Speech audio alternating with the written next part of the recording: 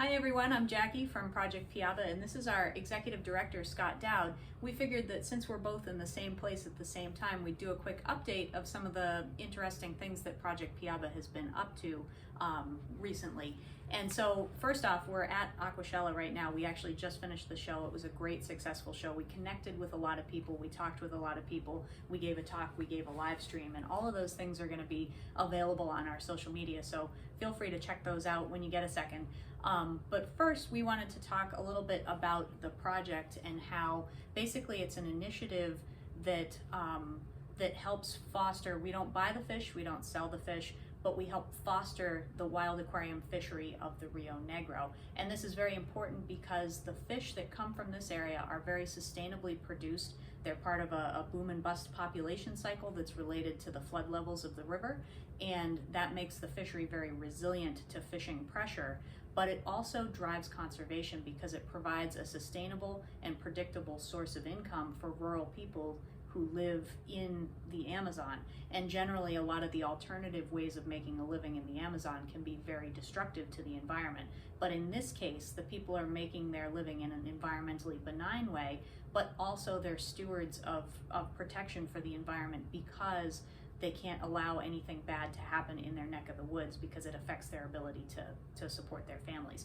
So it's a really cool case where the fishery and the fishing activity is actually driving conservation. So we wanted to talk a little bit about some of the ways that Project Piaba has been working to help further this fishery and make it more competitive in a global market. So one of those initiatives has been our best handling practices and traceability initiatives. For the past 10 years, we've had Dr. Tim Miller-Morgan, one of the world's foremost aquarium fish veterinarians, working as part of the project. And we've done an assessment of the fishing practices and identified where improvements could be made to maximize animal welfare and the quality of the fish and their suitability and value in the trade. And that assessment has been completed, and we developed best handling practices. And now one of our priority initiatives is training the fishers on best handling practices. And this is done mostly by our team of volunteers in Brazil that go out to the fishing communities and train them in these ways to minimize any stress. The other thing we're working on to try to make them most competitive with farm fish is actually the story of this fishery. The hobbyists love the environment. They care very much about conservation, and that's something very valuable to them. So we're developing a system of traceability where a hobbyist will be able to go into a pet store and see these fish identified and understand how they benefit the environment. But when they get home, and they can go via social media, put in their traceability, tracking information, and get the history of their individual fish to find out where they came from and what the environment is like, where their fish came from, but also a brief biography about the fisher that caught their fish, including an explanation of what that fisher would do if they couldn't sell fish for a living. And in most cases, when we ask fishers that question, the answer is timber harvest, gold mining, cattle ranching, and things like that. So we think it will be very exciting for the fisher to have this technical information for them to be able to maintain their aquariums and care for the fish, but also understand in the big picture how they've impacted and benefit these fishing communities, and how it does act like this this driver of environmental conservation. So we're encouraged.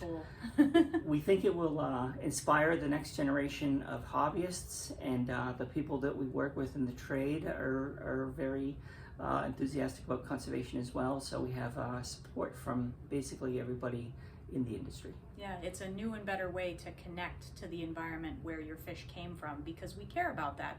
That's important to think about where the fish you buy for your aquarium come from and what kind of impact they have on the environment. And in this case, in the fishery from the Rio Negro, those fish have a very positive impact because they're actually preventing environmental destruction just by providing those sustainable livelihoods to people. So that's going to be a really cool thing once we get it up and off the ground. But I will point out that we are an entirely volunteer-run organization.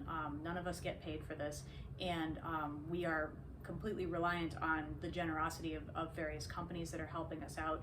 And so we're just finishing up the show here at Aquashella, and so we're very grateful to have been given a spot, and we gave a couple of talks and stuff. So that was great. Did a live stream. And so we're very grateful to Aquashella and FishTube for helping us out with that. But we also have this other really cool thing that's going on right now that's partnering with Mars Fish Care and API, and they're doing a really cool thing called the Guardians of Aquatic Life quiz. And this is a neat thing. If you're into fish, if you keep aquariums, they are doing a raffle where if you answer the quiz questions correctly, and you can enter each week, if you answer the quiz questions correctly, you're entered into a raffle, and you can win a cool prize pack of API products. And they're really cool things, everything from test kits to other aquarium products that are useful to you if you keep fish, I guarantee it.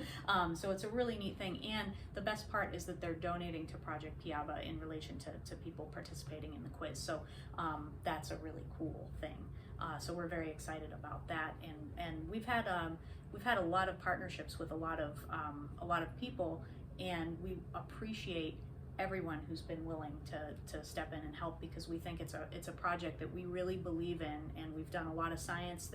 Scott's been working on this project for about 30 years, and there's been a whole lot of science to really prove the sustainability of the fishery and the important impact that it has on the environment in the Amazon. And right now there's so much going on in the Amazon that people are worried about it being lost.